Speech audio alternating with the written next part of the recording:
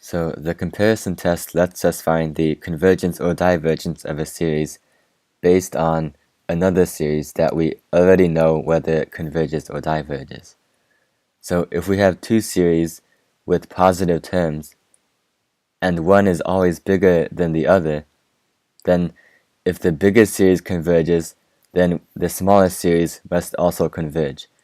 And if the smallest series diverges, then the biggest series must diverge also.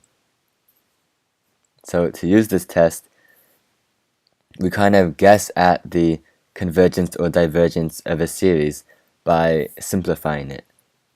So if we have constant terms, like +4 or -2, then we can usually ignore them, since as if we take the limit as k approaches infinity, those small terms will not matter as much. And if we have a polynomial, then we can usually just take the leading term.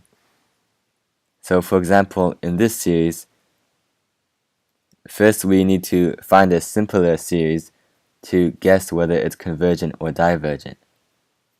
So since we have a polynomial here, we can just take the leading term, 2k squared.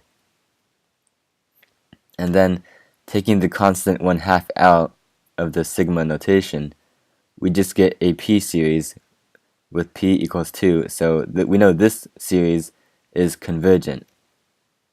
So we can estimate that this series will be convergent, but to prove it, we can compare it to this series. And we know that this simplified series, 1 over 2k squared, is always larger than our original series, since it's the same thing, but you add something in the denominator.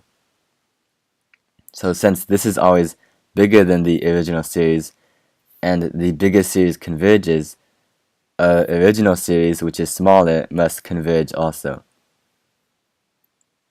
Another comparison test is the limit comparison test. And this is useful because one of the series doesn't have to be always bigger than the other one.